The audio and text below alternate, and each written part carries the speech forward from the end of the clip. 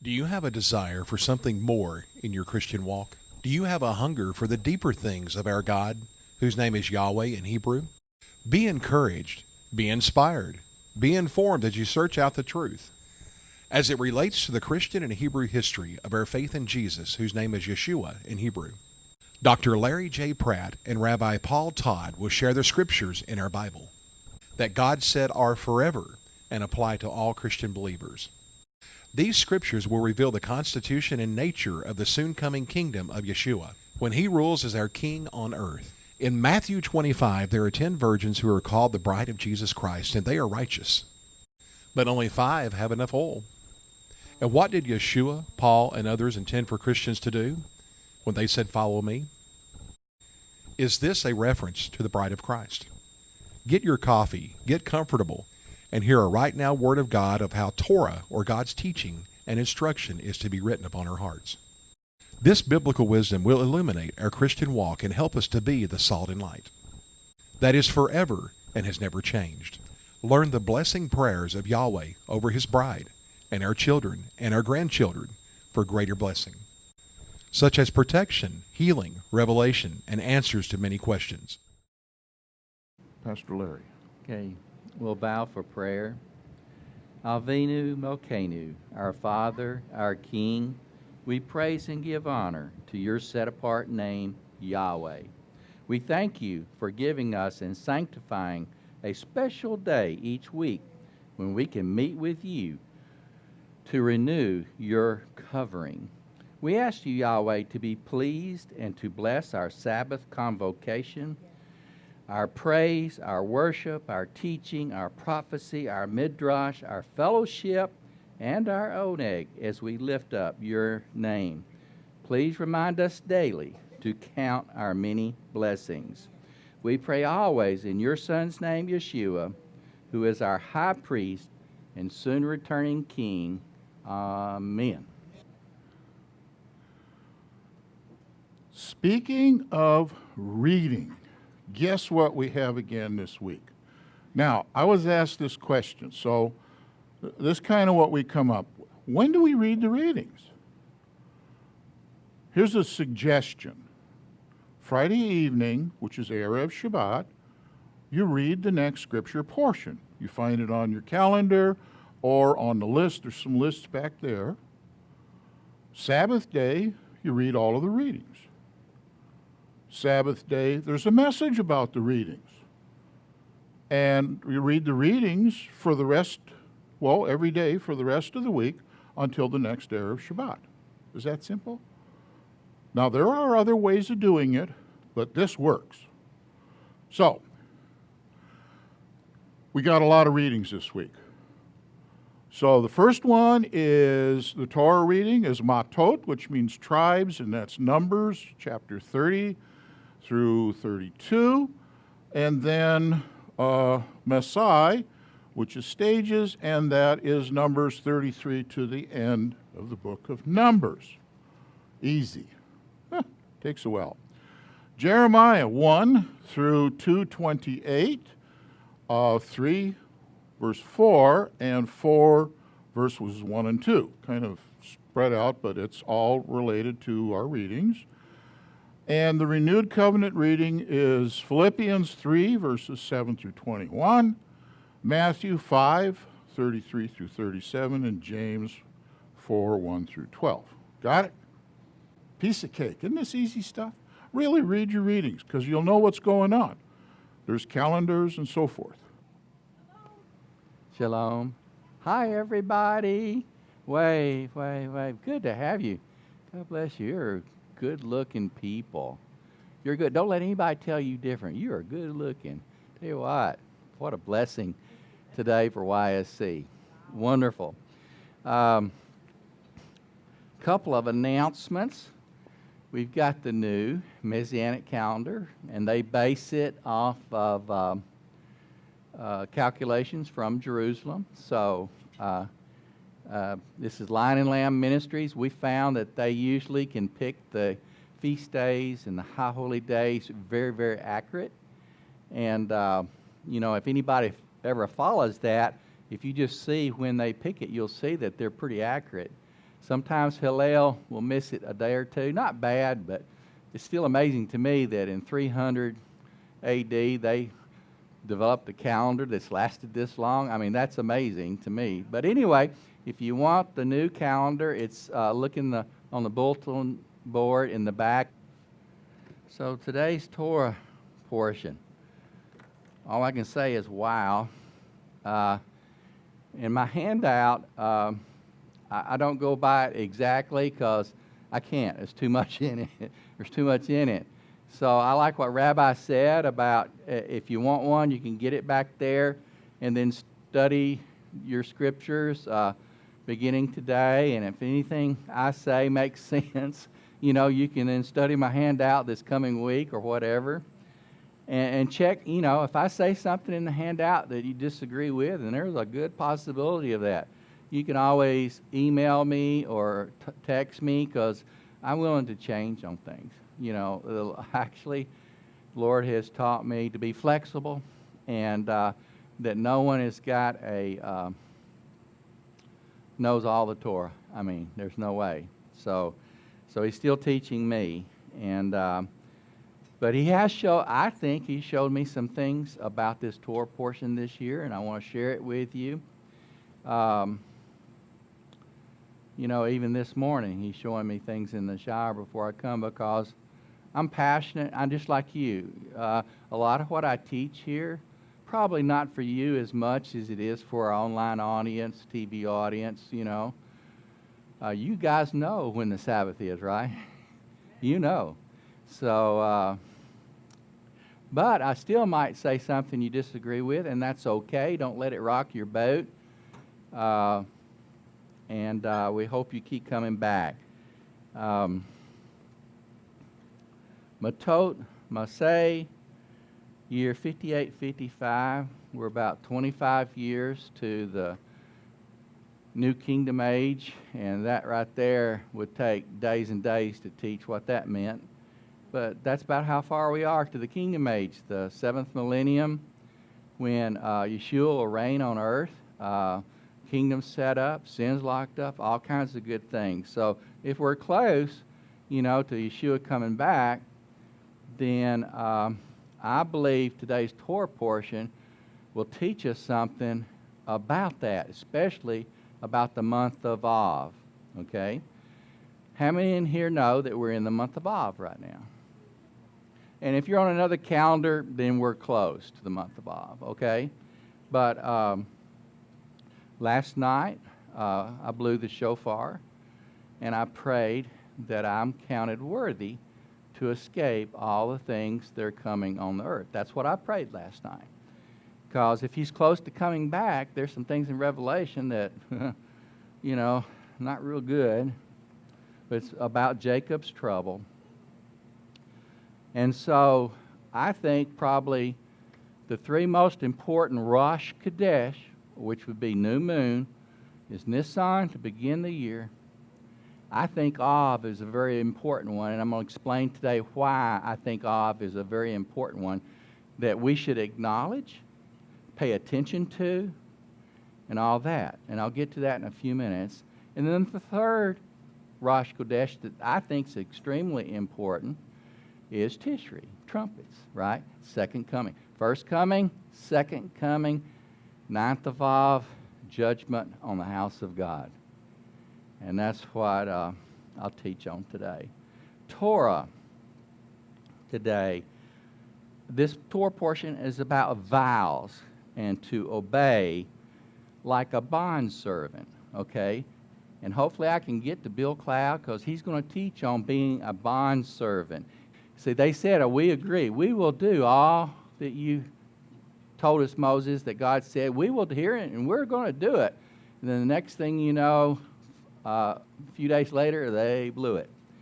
So, see, that's taking the name of Yahweh in vain. When we're to do what God says, we're to make a vow or an oath. We do that when we agree, when we invite Yeshua to be our master, our Lord. We are agreeing to imitate Him, to be like Him, just like Him. everything he did. Even Paul says that, imitate me as I imitate Yeshua. That's his lifestyle. That's just not something else. And see, we taught on Shavuot, the day they received the Ten Commandments, when they say, we will hear, we will do. And that was Shavuot. And leading up to that, and we taught on this a month or so ago, was counting the Omer. So you should have a little basic understanding of that. And the only way to understand some of the stuff that we teach is to hang around it a while, and then it'll just start rubbing off, okay? But we counted the Omer for 50 days, okay? And we made an oath. And then if we violate that oath, like they did in the Old Testament, judgment comes, okay? When we forget or disobey Torah, we are not blameless, okay? We are either corrected or we're punished. And see, in the past, on the 9th of Av, in the past, they were punished, right? 721 BC, 586 BC, 70 AD. They forgot to do the Torah. Numbers 30, verse 3. If a man or woman makes a vow, he shall not violate his vow. If you violate the vow, you fall into judgment. Rabbi Rashi says one should not treat Yahweh's word by saying words that are unholy. Our words are to be set apart. The parallel for today is that we have to guard our mouth, our words. So even Yeshua said that let your yes be yes, your no be no. He says something about idle words. We have to be careful about our words. And so I'll get more into the Lashon Hara in a minute. Exodus 27 says, do not take the name of Yahweh in vain. When we break our vows, we break our covenant with Yeshua by not obeying his commandments, which were the same as his father's, we are taking his name in vain. And so Romans 8, 29, 30, the last at the bottom there, Yahweh has predestined us and called me, he's called you, to be conformed to the image of his Son. Are we conforming? Am I conforming? I have to test myself. Larry, are you doing life, your walk, like Yeshua, Yahweh says to do it? I have to check myself. He did that this week. He's been doing it big time in my life. Lashon Hara. Anybody know what Lashon Hara is? Okay, if you do. This is hard. Guess what? I've done it. I still do it. We all do it.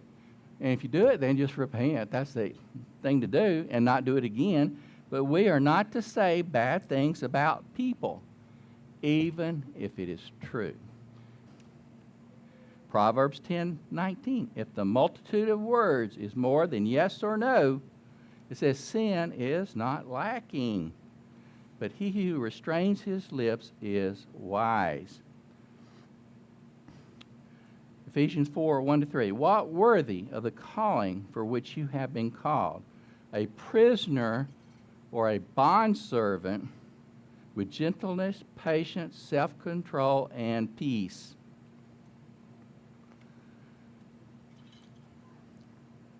So do we weary Yahweh with our words sometime? I know I have. Matthew 12:36. Yeshua told the people, every idle word, these are red letter words, every idle word you'll have to pay an account for. Chaim and Sefer Hameriz Haloshan say that we can spend all day earning blessings from Yahweh by doing things we think we're to do, but then lose them all by speaking against our neighbor's sin. Has anybody in here done that? Okay. They also say that we are not to share negative info, even if it is true, about others. We're to focus by expressing words on another shortcoming. It says to focus on another shortcomings is undignified and wrong. We're to let Yahweh correct them. Yahweh teach them. I'm talking about today, in the churches today, all over the world, has Christianity as a whole, in general, been lured away from obeying Torah? And I want to call that apostasia. And I'll get more into detail on that word apostasia in just a few minutes. When the sin of the Christian Gentile nations is full, is that when Revelation begins? A good example of this discrepancy, and I like what Rabbi taught about the contradictions in the Bible, right? Grace has been taught to be the opposite of the Mosaic laws of God, of Yahweh's laws. Well, we're under grace. I'm not under the law. Have anybody ever heard that? I know I have. Why? It's due in large part to New Testament translator bias. I'm telling you, your New Testament is rampant with bias. Now, those translators, I'm not knocking them. I'm just saying they did the best they could do. But a Berean or someone who studies his Bible cover to cover will see that the truth in some of these scriptures that seem to be opposites. A good example is John 1:17. It says, the law was given through Moses, but grace and truth was given to Jesus Christ. So I don't have to obey the law because that was given to Moses. Grace is Jesus Christ. It implies that Jesus is against Moses. Don't you see it in that verse? It kind of implies that. Well, if that's, excuse the word, hogwash. This verse on its own is blatantly false and a lie. God bless you. Come in and make yourself at home. How do I know? It contradicts so many other biblical scriptures, okay? Hey, Ray. Listen, just look it up in your translations. I looked up 20 different translations. But is added in that verse in 10 New Testament translations. But is absent in at least 10 other translations. So in a way, it's saying the law was given through Moses and grace and truth was given through Jesus Christ. That doesn't mean that Jesus was against Torah. It does not. And you can read a little more there about grace. If you would like a copy of the handout, you can always go to YeshuaSabbathChurch.com and click on Pastor Notes for this teaching today. It will be posted tomorrow afternoon sometime. Okay, depends on how long it takes to edit and all that. Numbers 35, 1-5. Appoint specific cities for the Levites to live. And this is where Rabbi was talking about, can one man's death save you from sin? So we're going to answer that here. Verse 6-8. Among these Levite cities shall be 6 cities of refuge for a total of 48 cities. 9-12. These cities of refuge shall be a place where a murderer who killed a person unintentionally shall flee. Because if you commit murder in the Old Testament, the Redeemer could redeem that blood that was shed, because if you shed blood to the ground, it's awful. It's one of the worst sins there can be. So that person then has a right to go kill that person. So if the person did it unintentionally, they could go to the city of refuge. Verse 25-28. It says, when the high priest dies, the one in that city that's there because of murder is released to leave the city. He's freed. He's freed from his bondage. Okay? When the high priest dies. Who's our high priest today? He's in heaven at the right hand of the Father. Yeshua. The shedding of innocent blood corrupts the land. How much murder is being done today? Is our land not being corrupted? It is. So Hosea says, 1:4-5, I will avenge and exile my people Israel, past and future, to gather the true, I say, righteous Israel, or the remnant. A lot of that's due to disobeying Torah. A lot of that's true to murder. And it's being done all across the Christian nations today. Yeshua says that to be angry without a cause is the same as murder. So you're not going to go out and kill somebody. I know no one here would do that. That'd be the last thing I would ever want to do. But do we get angry with people sometimes? Well, the Bible says be angry but sin not. Well, what does that mean? Well, you pray about it. And I think if you're angry with somebody for more than a day or two, you might be stepping into sin, because you're to forgive and let Yahweh judge them. You're to let the Lord judge them. Because if you hang on to it, what's he going to do to you? It's going to kill you. Ephesians 4, don't let the sun go down on your anger. Matthew 18, forgive your brother 70 times 7. Now, it doesn't mean you stay in a home that's full of abuse. No, it doesn't mean that. Haftarah, Jeremiah 1:1. What does Jeremiah's name mean?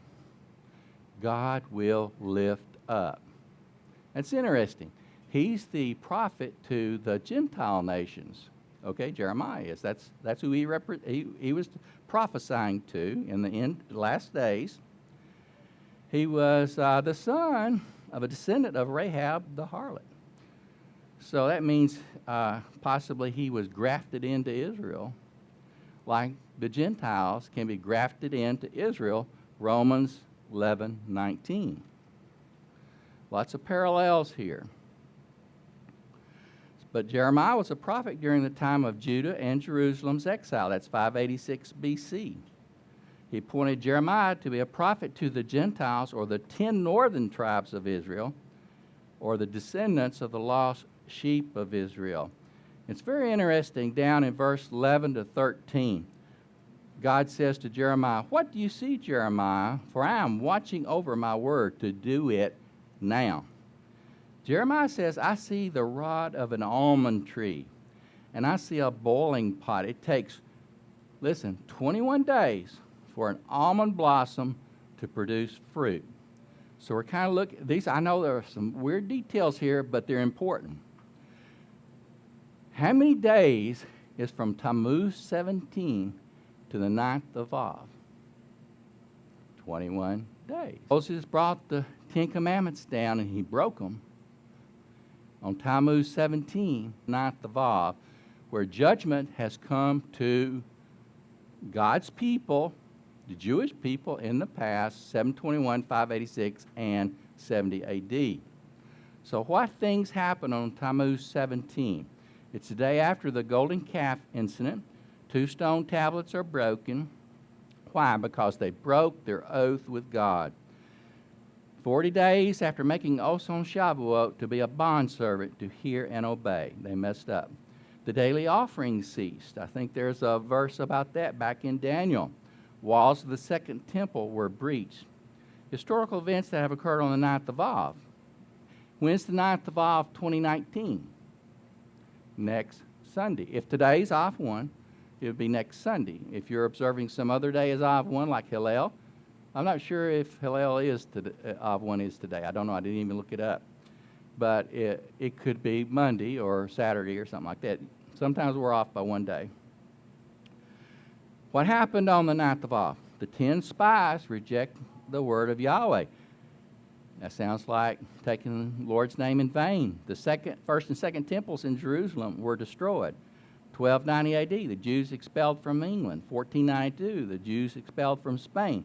World War I, World War II, World War III against Jews and Christians. Coming up, I don't know.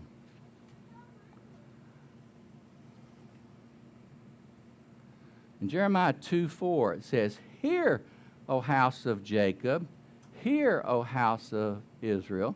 See, God's people have been divided here in Jeremiah into two people groups, Jacob and Israel. Sometimes the word Jacob stands for all 12 tribes, but sometimes it doesn't. Here in Jeremiah, Jacob stands for the Jews. When he says, "O house of Israel," and he's a last days prophet. I think it applies to Christians today. Okay, House of Israel, where the 10 northern tribes were scattered all over the world. Brit Hadashah, Matthew 5:33-37. Let your speech be yes or no, for anything more than this is a sin. Philippians, Paul says, follow Christ, the same rules, same mind as Jesus Christ, be an imitator of me because I imitate Christ. So now I want to get to the ninth of Av. Today, or the end note on the ninth of Av, this is what I posted on Facebook yesterday.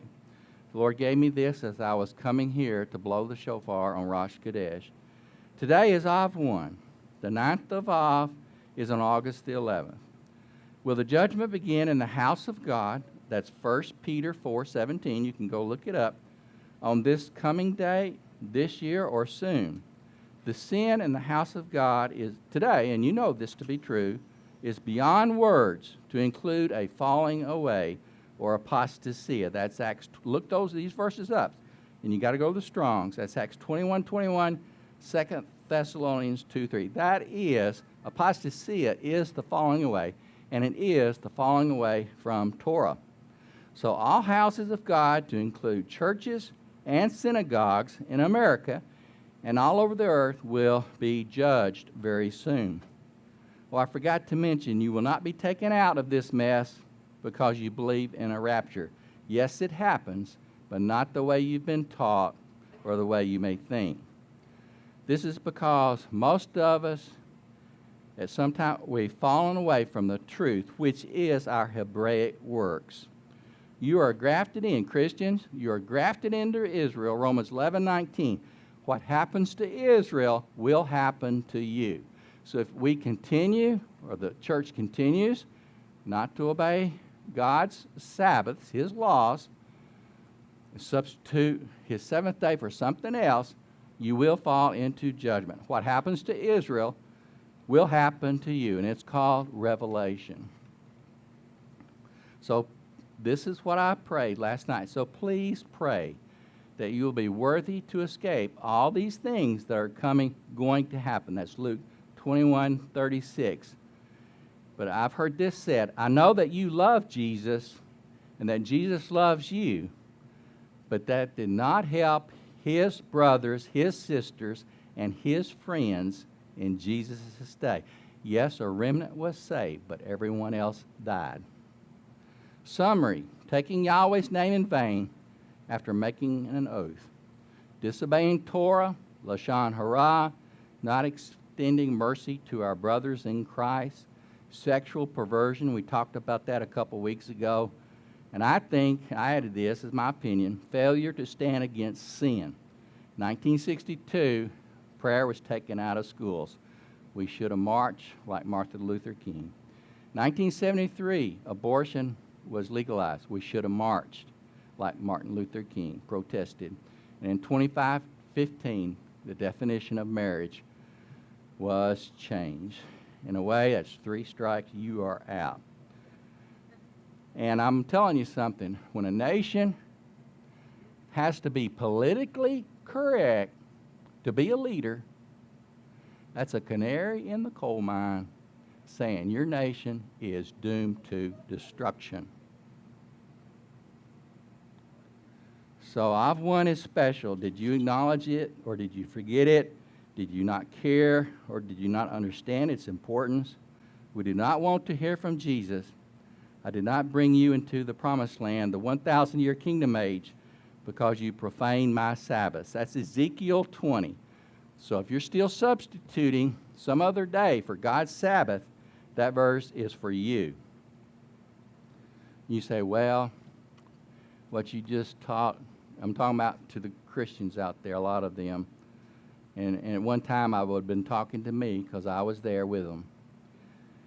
Listen careful. Please listen. If you attend the house of God, you cannot say it's for the Jews only. They attend a house of God called a synagogue. Christians attend a house of God called a church. whether it be Baptist or whatever, you have already been targeted by social media. We want to be caught up in that cloud. We want to do the Torah to the best of our ability. And the only way you're going to hear that is midrash, being with felt like believers, and we will be protected. We will be lifted up like Jeremiah in that cloud, 1 Thessalonians 4:17, and we will be protected from every enemy. We've got a word, and then we'll do Bill Cloud.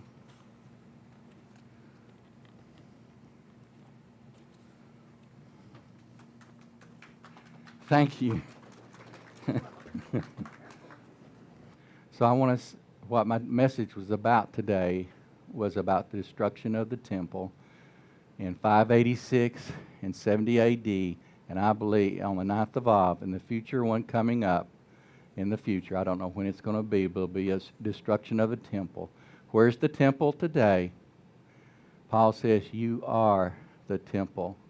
So at some point, he destroyed his people in the past because they weren't doing all the Torah, and at some point in the future, he'll do the same thing. So we just want to pray. So if this has moved you any, you want to pray about it, I'm thinking maybe, because I didn't know Melissa wanted to do that, maybe we need to fast on the 9th of Av next Sunday. You can pray about that, and we'll talk more about it later. Now we're going to hear from Bill Cloud. I want to introduce him. He's a man of God. His teachings are on billcloud.com. If you like them, you can go there and purchase things. He also has a Shabbat service in Cleveland, Tennessee. Now we're going to listen to Bill Cloud about the bondservant.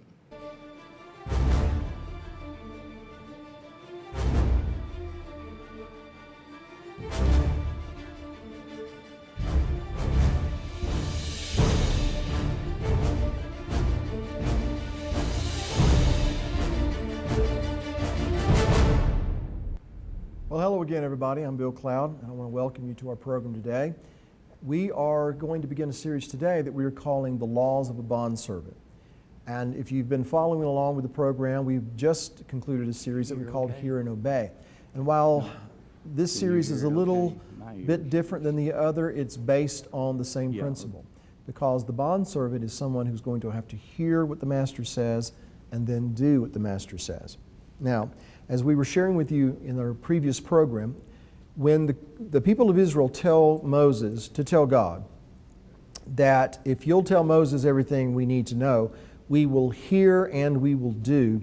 I recommended to you, they say this because they're motivated not so much by a desire to actually do what God said, but they're motivated by a fear of God, because they had said, if He continues to speak, we're going to die. And so they were motivated by fear exclusively. And God knows what's in their heart. And of course, that later comes out in the golden calf incident. So understanding that, it's interesting and I think compassionate and merciful that even though He knows what's in their heart, and even though He knows that fear motivated them to say that they will hear and do, nevertheless, He goes on, He calls Moses to Him, and then He begins to give them the statutes for which they had asked. Now, in Exodus chapter 21, verse 1, it says this, now these are the judgments, or the mishpatim, which you shall set before them. Now, this verse here is the beginning of a Torah portion called mishpatim, because these are all the things that they ask for. Tell us what you want us to know. Tell us what you want us to do. We'll hear, we'll do it. So Exodus 21, verse 1 begins those things. Mishpatim, or judgments. Now, it says here literally that these are the mishpatim, or these are the judgments that you are to place inside of them. Meaning, as far as I'm concerned, that these are things that they are to internalize. That is, with your heart, not just your head. As I shared with you, I believe that it is possible that you can hear something or do something, but not really internalize it. It's not really in your heart. And so really, from the biblical point of view, it's impossible to hear and to do without internalizing it, without it being in your heart. And so all of that is to say that I believe anyway, that the first of these mishpatim are intended to put them to the test, to demonstrate whether they truly will hear and do as they said, or will they just hear and not do, or will they do and not hear. And so here are the very first of these judgments. Exodus chapter 21, beginning at verse 2.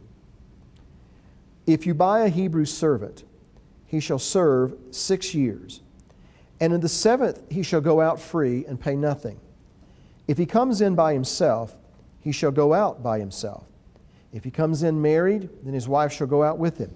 If his master has given him a wife, and she has borne him sons or daughters, the wife and her children shall be her master's, and he shall go out by himself. But if the servant plainly says, I love my master, my wife, and my children, I will not go out free, then his master shall bring him to the judges. He shall also bring him to the door or to the doorpost, and his master shall pierce his ear with an awl, and he shall serve him forever. Now, there are a lot of things that we're going to be talking about in these few verses here, but the first thing we want to touch on is this. Considering all the things that have happened, and all the miracles that have taken place, and all of the activities and events that have led to this point, why does he choose as his very first command, his very first mishpat or judgment, those things that they need to internalize? Why does he choose something seemingly odd like the laws if you have a Hebrew servant? The laws pertaining to someone that is obligated to serve you. I mean, it seems that he would want to say, well, let's talk about Shabbat, or let's talk about murder or not murdering and adultery and not committing adultery, those big things. But no, this is the one he leads off with, the laws concerning a bondservant. And I believe, once again, that he's doing this to put them to the test. Are they going to truly hear what I'm saying and truly do what I'm telling them to do? Because I believe that you can do something and not hear what you're supposed to do. I believe that you can do something without internalizing what you're doing. You can do it out of rote, you can do it out of just obligation or what have you, but you can do it so much that really it loses its meaning to you. I believe that's entirely possible, and I believe that people tend to do that. So, again, it's kind of odd, at least on the surface, that he would choose this particular instruction, the laws concerning a bondservant, to be the very first that he tells Moses, who is now going to go back and tell them all the things that they are to internalize and to hear and that they are to do. But it's not really strange when you start analyzing it and start really considering it, because if it's the first mishpat is about if you have a Hebrew servant, and if after the 6 years it's time for him to go and he can go his own way, if he comes back to serve his master, he does it because he loves his master. Now compare that to the first of the 10 commandments, which we find in Exodus chapter 20, verse 2. I am the Lord your God, who brought you out of the land of Egypt, out of the house of bondage. So this is the first commandment, as I shared with you in a previous program. Not about graven images. Those are the second command. That's the second command. But it's as a result of the first one, that I'm the Lord your God who brought you up out of the land of Egypt. And so notice that the emphasis in this particular command is, I'm the one who brought you out of bondage. And then you compare that to the first of these judgments. A Hebrew servant is now released from his servitude. He's no longer obligated to serve that master. He can go his own way. If you will, Israel comes out of Egypt. Now they have an option. They have a choice to go their way or to go the Creator's way. And they said, we will hear and we will do. Or if you will, we'll do things your way. And so he's going to say, okay, let's see if you're truly going to do things my way. So what I'm getting at is, the first of these mishpatim, or judgments, the laws of a bondservant, is a servant who's in bondage and who is released from his bondage. And he's released by his master. The first commandment is, I am the Lord your God. I'm your master, and I'm the one who released you from your Egyptian bondage. And so when he releases them and he meets with them at Sinai and he says, I'm the Lord your God, no graven images, etc., etc., and then he speaks and they say, well, please don't speak to us, speak to Moses instead. And Moses goes up to the top of the mountain. When Moses doesn't return, what did they do? They fashioned or had fashioned a golden calf and said, this is your God, O Israel, that brought you up out of Egypt. Either worshiping an idol of Egypt or, and this is what I believe, taking something that pertains to Egypt and having it represent the God that was on the top of the mountain. And if you look at it this way, mingling holy with profane, the bottom line is the end result was death. They didn't do things his way. They were doing things their way. Here's just a kind of a footnote to that thought. You see, Moses is the Redeemer. He's the one that represents the redemption. If you will, he is a prototype of the Messiah. He is called up, after being with the people, he's called up to be with God, to hear God, and then to return to the people to tell them what God has said. But when he does not return when they think he should return, when his return is delayed, or his coming, he tarries in his coming, they end up worshiping the image of the beast. You see, when things didn't go the way they thought they should go, they ended up doing what they wanted to do, and they worshiped the image of a beast. Just something to consider, and I think it's interesting, especially in the day and age in which we live. Now, back to my original point.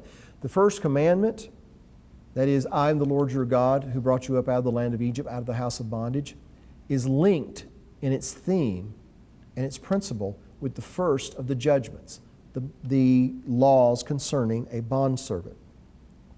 But now we're going to look at another link that these two have with the first and great command. In other words, the first commandment, I am the Lord your God who brought you up out of Egypt, out of the house of bondage. That's the first command. The first judgment in Exodus 21 is the laws of a bondservant.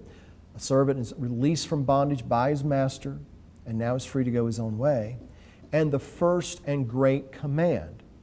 Now, in Mark chapter 12, this is what Yeshua has to say. It says, then one of the scribes came, and having heard them reasoning together, perceiving that he had answered them well, asked him, which is the first commandment of all? And Yeshua answered him, the first of all the commandments is, hear, O Israel, the Lord our God, the Lord is one. And you shall love the Lord your God with all of your heart, with all your soul, with all your mind, and with all your strength. This is the first commandment. And the second, like it, is this: you shall love your neighbor as yourself. There is no other commandment greater than these. And so the scribe said to him, well said, teacher, you have spoken the truth, for there is one God, and there is no other but He. And to love Him with all the heart, with all the understanding, with all the soul, and with all the strength, and to love one's neighbor as oneself is more than all the whole burnt offerings and sacrifices. And so, here's the point. The first command is, I'm the Lord your God who brought you up out of the land of Egypt, out of the house of bondage. The first of the judgments is about a servant who's released from his bondage by his master. But because he loves his master, he returns to him to serve him forever. And the first and great commandment, according to the Messiah, is this: you shall love the Lord your God with all of your heart, with all your soul, with all your strength. Why should you love Him with all of your heart, your soul, and strength? Because He is the one who has released you from your bondage. He is the one who's brought you out of slavery. Now, something else I want you to notice here is that the first and great command begins with these words: hear, O Israel. Notice it doesn't say, see, O Israel, but hear. No one has seen God. Scriptures state that. In spite of the fact that some people think they haven't seen God. But we can all hear Him. We can all hear His voice. And you see, to see something as opposed to hearing something, spiritually speaking, it's more important to hear than it is to see. You can find the Messiah saying on multiple occasions, He that has an ear, let him hear. But you can't find one time that he said that he that hath an eye, let him see. Because when you see something, for instance, a traffic accident, you can see something, and in an instant, an image forms in your brain, and you kind of interpret the truth based on that image that you saw. But when 10 people see that same traffic accident, guarantee you, there's a chance anyway, that they'll see something that the other person didn't see. And in some cases, they'll see this and he didn't see that, and they might even seemingly conflict with one another. And so that's why you have to have a traffic cop show up who did not see the traffic accident, but who will take his notepad and pencil and he will go and interview all the witnesses and he will hear what they had to say.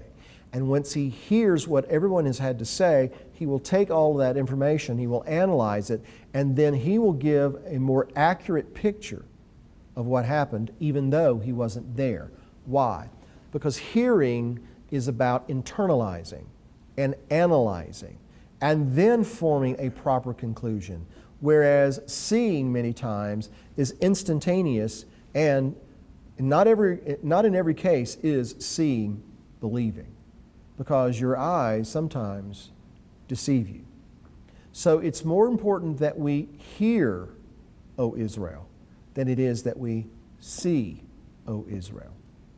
The 12 spies went into the land, and everybody saw the land flowing with milk and honey, but they also saw the giants. And so they came back and they gave an evil report, but based on what they saw. They gave an evil report and failed to hear what God had said, that He would promise them the land. But here's what happened. When they gave that evil report, the people heard the evil report, and that's what they internalized. And as a consequence, they wandered the wilderness for 40 years. What I'm trying to say is, the first and great command, it's very important that we see that it begins with, "Hear, O Israel." We've got to be able to hear what He says. That means we've got to be able to internalize what He says.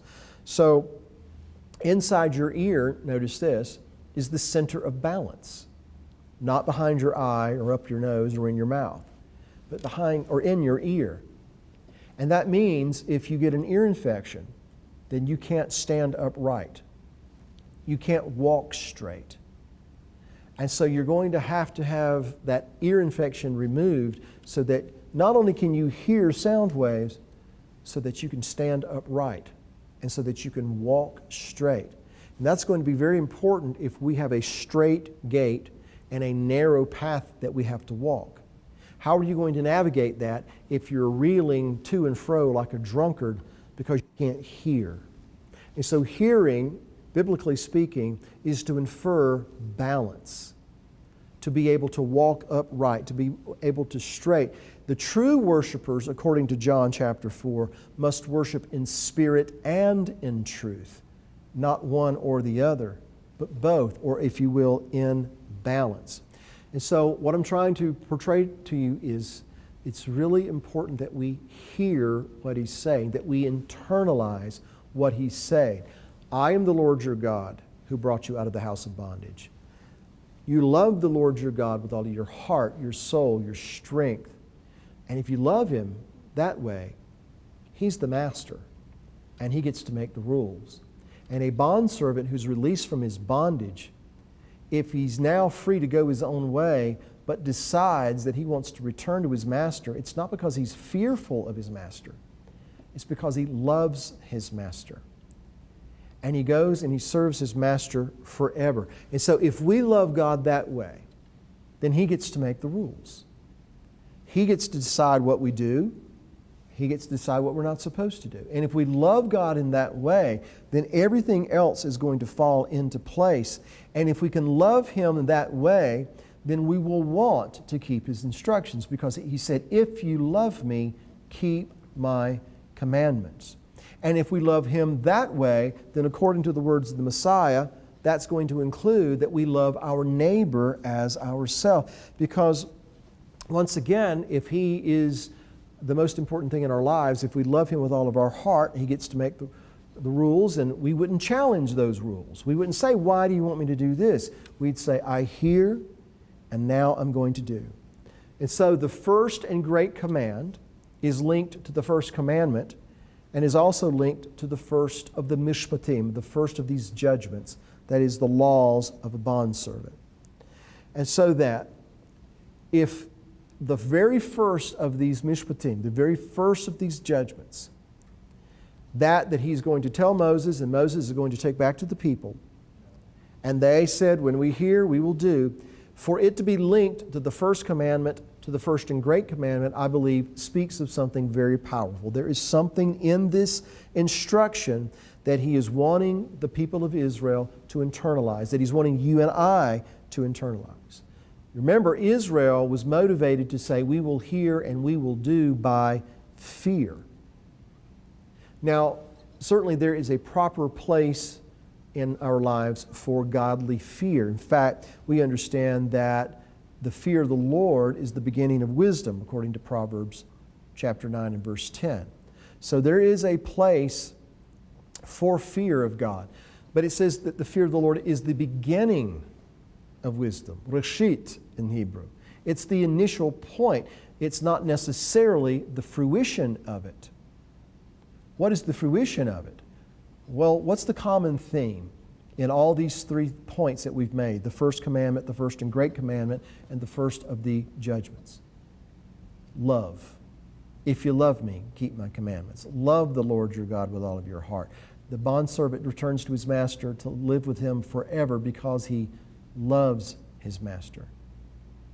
And so once again, there is a proper role and a place for fear of God to serve. It is the beginning of wisdom. But I want to recommend to you that maybe it's not the fruition of it. It's not the goal. The goal is to love him, because if we love him, again, if we love him in the way that we're supposed to, not just in our minds, not just in our doing, but in our hearts, then everything will begin to fall into its proper place. And not only we will hear what he says, but we will willingly and lovingly do what he says. And that's really important, because that's how we are distinguished from everyone else. That's how people know that we are a holy nation, that we are a kingdom of priests, that we are a peculiar treasure, that we should show forth the praises of him who has called us out of darkness into his marvelous light. All these things go together. They're all interconnected. And you can't do one and leave the other undone, because it's the whole plan. But the plan doesn't come together, everything doesn't come to its fruition if the foundation is not there. And that is, you love the Lord your God with all of your heart, your soul, your mind, your strength. And another like unto it, you love your neighbor as yourself. Now, again, certainly God wants his people to fear him. And the reason he wants us to fear him, so we will not be motivated to sin against him. The Red Sea was an example of that. They feared him, and they believed Moses. But that fear wore off 3 days later when they were complaining about not having water. So fear, again, serves its role, but love, true love for the Creator, is going to go beyond what fear would accomplish. So again, there must be this balance. We must come to the place in our lives that we love the Lord with all of our heart, our soul, our mind, and our strength. Those of us who have been set free from our bondage, why wouldn't we love him? Why wouldn't we love the one that has set us free from our bondage? And so they said, we will hear and we will do. And so the very first instruction he gives them, I believe, is a challenge to see, will you truly hear what I'm saying? And will you truly do what I'm saying? Because again, it's possible to do something without hearing what he's really saying. And it's possible to hear what he's saying, but then not do it. What he wants from his servants is those who hear and do. Those who are bondservants, who are motivated not by fear, at least not exclusively, but by love. Because in the first of the Mishpatim, the bondservant who's been freed from his bondage, who is now able to go in his own way and do his own thing, the bondservant that truly loves his master comes back to his master. According to Exodus chapter 21, verse 5, it says this: "But if the servant plainly says, 'I love my master, my wife, and my children,' I will not go out free." In other words, this is the servant that the Creator is looking for. Those of you who have been released from your spiritual bondage, those of you who have been forgiven of your sins, those of you who have been set free by the blood of a lamb, now that you can go and do your own thing, what are you going to do? Are you going to do your own thing? Or are you going to be motivated by love and say, "I love my master.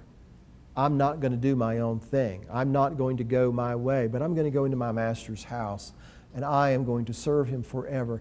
And you consider that when a servant would come into his master's house and thank him for allowing him to come into this house, it really wouldn't make sense that then he would begin to tell him about all the things that he won't do, about all the things that he doesn't think he should do or that don't apply to him. Maybe that applies to those other servants over there, but that one doesn't apply to me. That's not what a servant does. A servant says to his master, "I'm grateful to be part of your household. Thank you for freeing me from my bondage. But I don't want to go my own way. I don't want to do my own thing. I want to do things your way. So I've come into your house because you've allowed me to, by the blood of the Lamb. And it's not for me to tell you what I will do and what not do. It is for you to instruct me.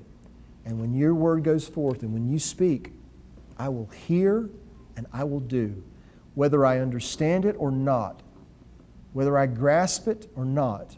I trust you and I love you and I want to serve you." That's what a servant does. And it seems to me that 3,500 years ago, that's what the Creator was looking for then. Those who could have gone their own way choose not to, but who hear what He says and who do what He says. And because He's the same yesterday, today, and forever, I'd recommend to you what He was looking for then is what He's looking for now. Those who have been saved and set free, who could go and do their own thing, but nevertheless are determined to do things His way, to be a servant. Hope you'll join me next week when we continue talking about the laws of a bondservant. Until then, shalom. And we're going to do a Rosh Kodesh blessing, which will take just a few minutes, or less than that, preferably. So the new month, the 5th month, the month of Av, is on this day, which is coming to us and the whole house of Israel forever, and we bless it with 2 blasts on the silver trumpet.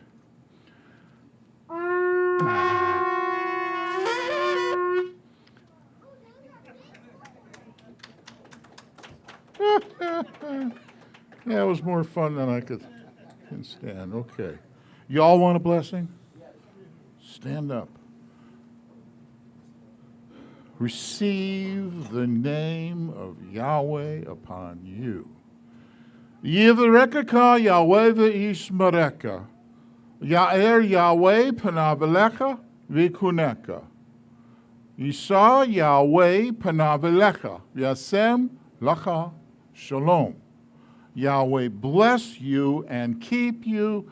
Yahweh make His face shine upon you and be gracious to you. Yahweh lift up His countenance upon all of you and give you His shalom. Shabbat shalom, everybody. Let's eat. Oh, forgot about this. Baruch haba b'shem Yahweh. Blessed is He who is coming in the name of Yahweh. For those that want special prayer, you can come up over here. Elder, pastor will pray with you. Otherwise, let's go. Eat.